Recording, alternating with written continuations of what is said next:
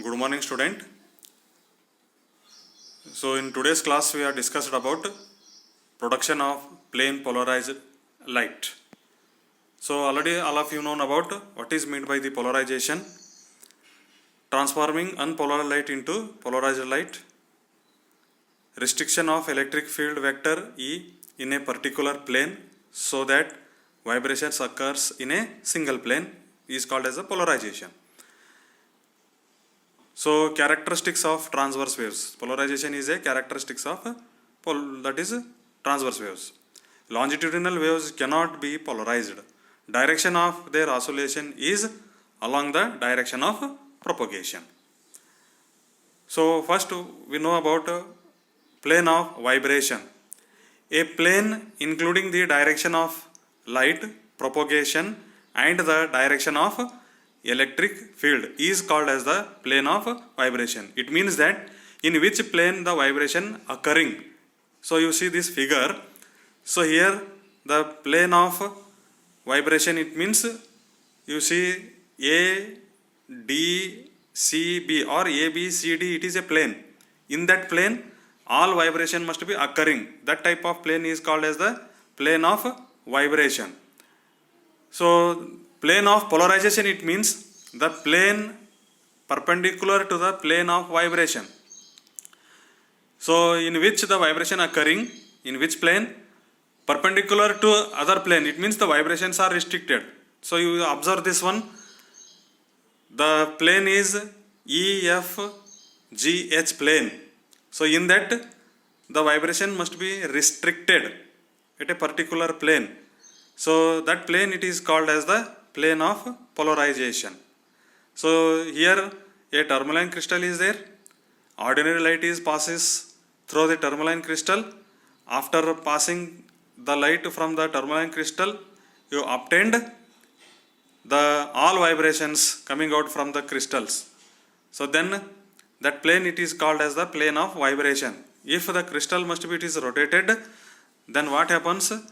The vibrations are, some vibrations are restricted at a particular plane, that is called as a plane of polarization.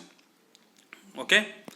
So now next, what are the methods of polarization or producing plane polarization?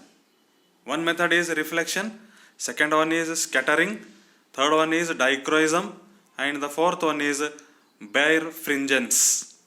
Okay, we see one by one. Polarization by reflection. So unpolarized light can be undergo polarization by reflection of non-metallic surfaces like snow, glass. Incident angle is such that angle between reflected and refracted ray is 90 degree. When the plane polarization by reflection must be produced, the angle of incidence is perpendicular to the angle of refracted. That is, angle of reflected ray and refracted ray must be 90 degree. Such incident angle is polarizing angle or Brewster's angle. So ಅದು ಯಾವ್ದು angle ಏನಪ್ಪ ಅಂತಂದ್ರೆ polarisation ಆಗುತ್ತೆ, ಆ ಆ್ಯಂಗಲ್ಗೆ ನಾವು ಏನಂತ ಕರಿತೀವಿ ಅಂದರೆ ಬ್ರೂಸ್ಟರ್ಸ್ ಆ್ಯಂಗಲ್ ಅಂತ ಕರಿಬೇಕು. Reflected ray is linearly polarized parallel to the reflecting surface. So you observe this figure. Here the two figures are there. Once the light is incident, that is unpolarized light is incident, what happens? Refracted and reflected. So reflected light must be having some vibrations and refracted light also having some vibrations, but they are perpendicular to each other. So then this type of production of plane polarized light is due to the reflection of light. So now Brewster's law. When light is incident at a polarizing angle, you observe the figure also. The tangent of polarizing angle is equal to refractive index of the material. That is tan theta is equal to mu.